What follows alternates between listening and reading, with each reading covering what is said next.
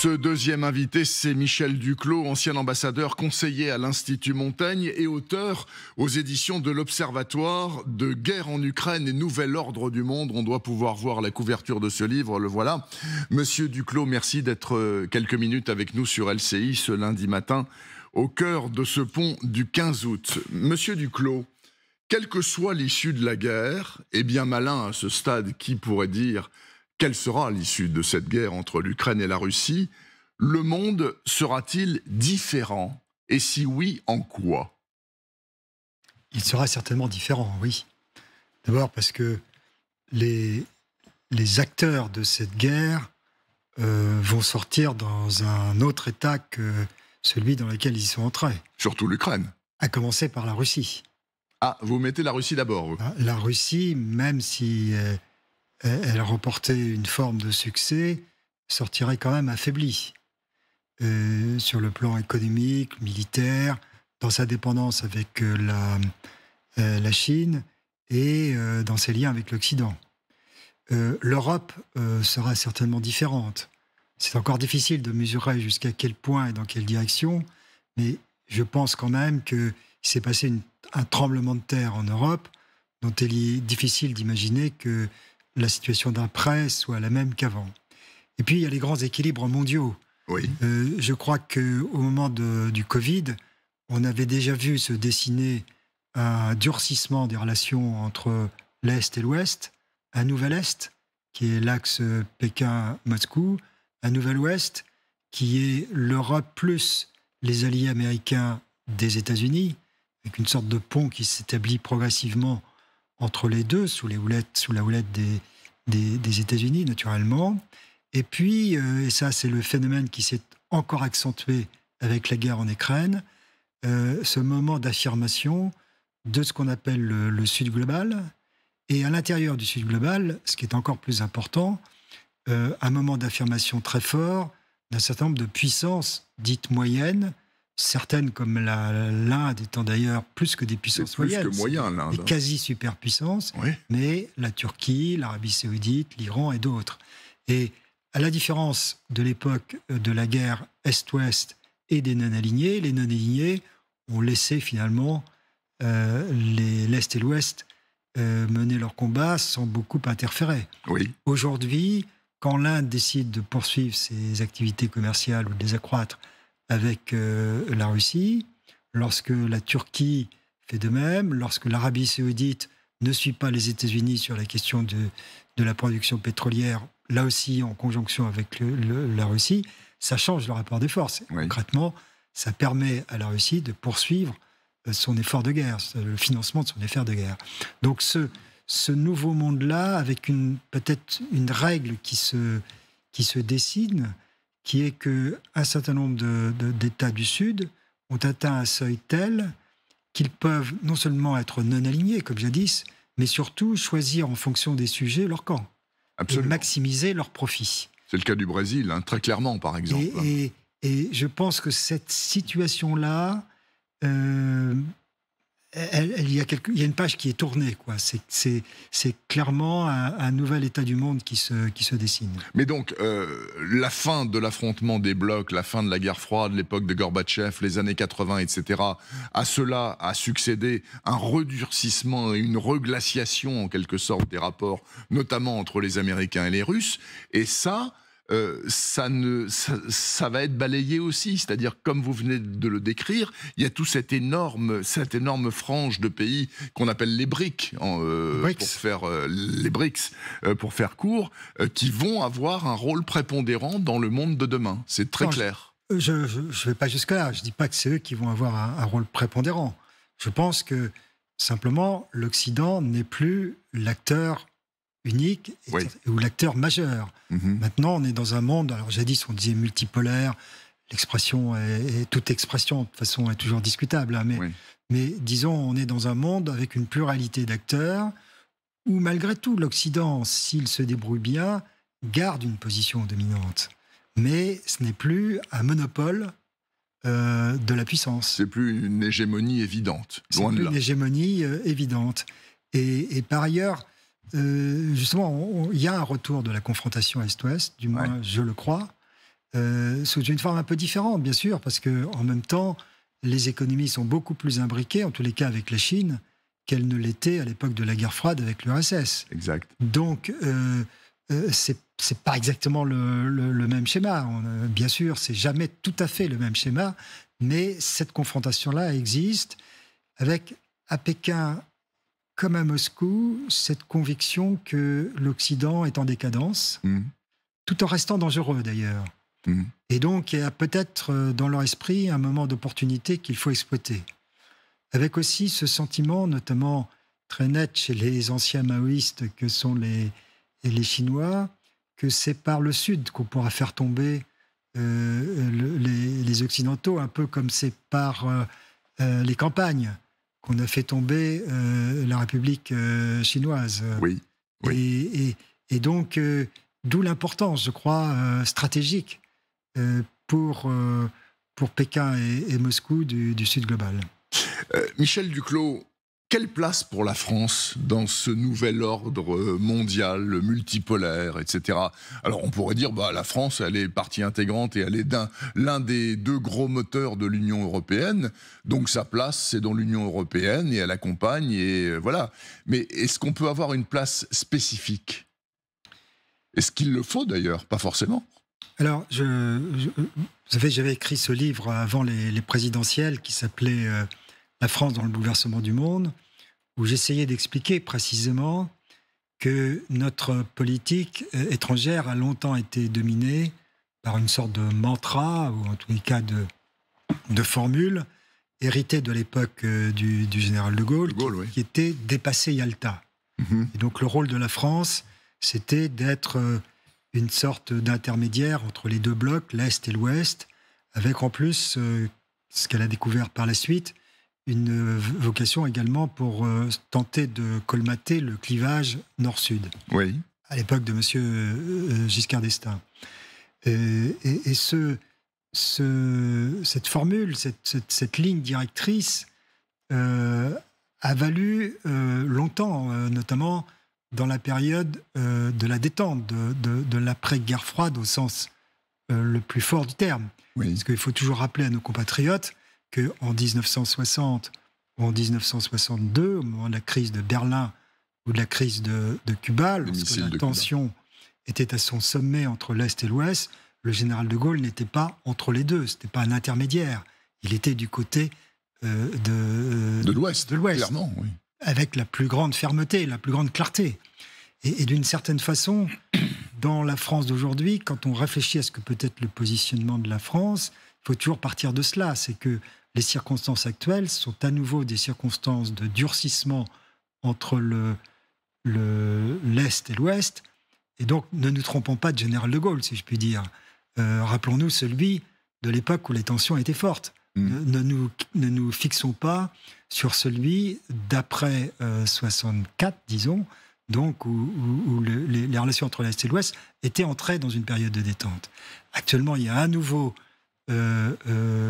regain de tension, et je crois qu'il faut s'inspirer du de Gaulle numéro 1, si je puis dire, du de Gaulle qui était fermement du côté des Alliés. Et c'est ce que fait M. Macron quand il déclare, par exemple, il ne faut pas humilier les Russes. On lui a beaucoup reproché ce genre de paroles.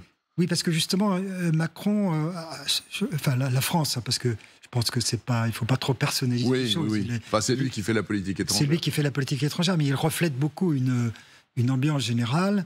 Et effectivement, les Français sont restés très longtemps braqués sur l'époque de la détente. Ils ont beaucoup de mal à revenir à l'époque de la tension.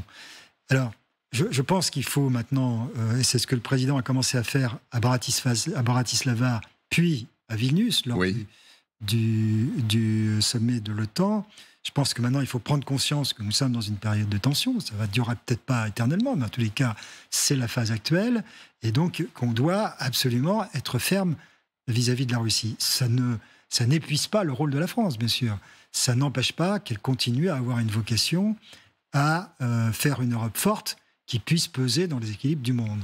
Et c'est là où peut-être le moment est très important pour notre pays, et c'est là-dessus qu'il faut qu'on réfléchisse. C'est que en ayant été trop longtemps, en étant resté très longtemps sur une ligne, disons, du dialogue avec la Russie, on s'est coupé de nos partenaires européens.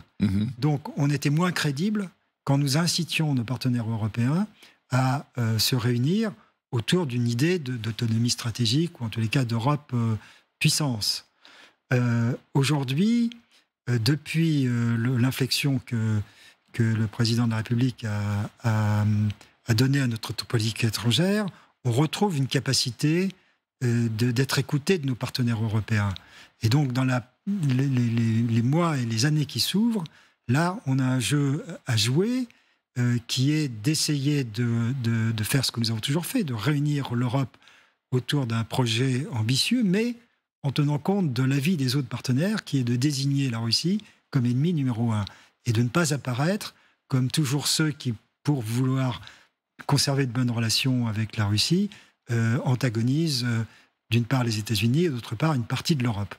Et si on fait ça, peut-être que la France peut trouver à nouveau un rôle important dans le monde, surtout qu'il y a aussi cette autre vocation que le président de la République a aussi exploitée, par exemple avec le sommet sur le nouveau partenariat international, financier international.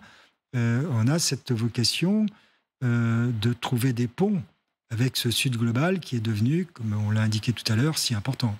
Mais alors, on a un double discours permanent, ce qui est normal puisqu'on est en temps de guerre, donc où on alimente les armées diverses et variées pour qu'elles mènent la guerre, et en même temps, on dit rechercher des solutions diplomatiques. Ok, c'est comme avec le Niger, avec les armées de la CEDEAO qui mobilisent et puis en même temps qui cherchent du diplôme. Mais en ce qui concerne les Russes et les Ukrainiens, dans l'état actuel des choses, les espoirs diplomatiques sont absolument nuls dans l'état actuel des choses. Il ne se passe rien. On n'a plus de contact avec les Russes, enfin officiellement en tout cas. Est-ce qu'officieusement ils existent d'une manière ou d'une autre? Et est-ce qu'il y a moyen, éventuellement, selon vous, de ce que vous savez, de ce que vous analysez, de s'entendre sur une plateforme minimum avec les Russes et les Ukrainiens de manière à ce que les hostilités cessent? Alors, il faut être lucide. Il y a pratiquement aucune chance dans la situation actuelle. Mais vous savez, je suis diplomate de métier. Oui. Et donc, souvent, en diplomatie, on discute, sachant très bien que ça ne va pas aboutir, mais avec cette intention ou le projet de définir les paramètres pour qu'un jour, si les circonstances s'y prêtent, on puisse aboutir. On est loin d'en être là pour l'instant, mais les contacts qui existent ici ou là, souvent tout à fait officieux avec les Russes, essaient d'explorer ce que pourrait être, le cas échéant, un règlement négocié. Maintenant, encore une fois, soyons clairs, le président Poutine, sinon l'ensemble des Russes, hein, ça peut se discuter, mais en tous les cas, le président Poutine, lui, a pour objectif clairement d'attendre les élections américaines, donc novembre 2024. Miser sur Trump. Il pense aussi que les Occidentaux vont s'épuiser, s'essouffler, se fatiguer, que le soutien à l'Ukraine n'aura qu'une durée limitée, et que donc son objectif, c'est de continuer, de durer. D'une certaine façon même, on peut, dans la note le rapport que j'ai rédigé pour l'Institut Montaigne, en ayant interrogé une trentaine de Russes, on peut même imaginer que son vrai schéma intellectuel, c'est la guerre perpétuelle, puisque c'est cette confrontation qui assure la solidité de son régime, la légitimité de son régime. C'est la guerre éternelle. Et pour moi, dans d'autres travaux que j'avais menés, ça date de 2012-2014. C'est à ce moment-là qu'il a fait le pari que la confrontation était plus payante pour lui que des négociations ou une coopération. Mais quoi qu'il en soit, les conditions d'une négociation sont clairement pas réunies pour l'instant. Ça n'empêche pas de réfléchir, de travailler à ce que pourrait être, le moment donné, un règlement. Alors, bien malin qui peut dire exactement où en est la cote de M. Poutine dans sa population, mais Peskov, le porte-parole du Kremlin, disait il y a 4 jours, vous verrez, au présidentiel de mars 2024, il va être réélu avec 90% des voix. Est-ce que c'est effectivement, nous en prenons le chemin? Il va être réélu très certainement. Avec une espèce de truc avec 90%, c'est difficile à dire. Je crois que l'administration présidentielle qui est en charge des élections se propose comme objectif, c'est 75%. Mais vous savez, dans ces élections, dans un système comme le système russe, c'est pas comparable au nôtre, bien sûr. Ouais. Et donc, ce qui compte, c'est pas le résultat. Ouais. Tout le monde sait qu'il sera réélu triomphalement. Ce qui compte, c'est le bon déroulement des élections et c'est l'acceptation des résultats après les élections. Et ce que redoute l'administration présidentielle russe, c'est pas que les gens n'aillent pas voter en masse pour leur candidat, c'est plutôt qu'après, il y ait des manifestations ou qu'il y ait des contestations. Et donc, ils ont toujours en tête les révolutions de couleur, et en particulier en ce moment, le précédent de la Biélorussie. Oui. Les dernières élections présidentielles, là aussi, Loukachenko a été réélu, bien sûr, mais le pays s'est embrasé. Le pays s'est embrasé. Oui. Et c'est de cela dont ils ont peur, dans une situation où, bien sûr, ils ont surmonté le choc des sanctions, mais où en même temps, l'économie est profondément atteinte. Elle est atteinte dans sa trame. Vous voyez, les transports en commun, l'aviation, tout ça commence à être déglingué. Le pouvoir d'achat baisse depuis une dizaine d'années. C'est pas maintenant qu'il va. Le rouble est effondré. Le rouble a été magnifiquement maîtrisé dans les premiers temps, mais il commence aussi maintenant à se dégrader. Les ressources pétrolières faiblissent. Donc, la conjonction de tout cela fait qu'il y a un vrai enjeu pour l'administration présidentielle russe dans les prochaines élections. Mais même au-delà du scrutin, donc, où Poutine sera très certainement réélu, sachant que tous les opposants de premier plan sont en prison pour 20 ans, à commencer par Navalny, c'est pas évident de mobiliser les masses sans qu'il y ait de chef, non ? C'est clair que c'est une forme de conditionnement de l'opinion qui fait que, bien entendu, on ne peut pas parler d'élection au sens traditionnel du terme. Je voudrais revenir sur ce point important, c'est que malgré tout, la popularité est importante dans ce système. Oui. Parce que c'est la seule légitimité du système.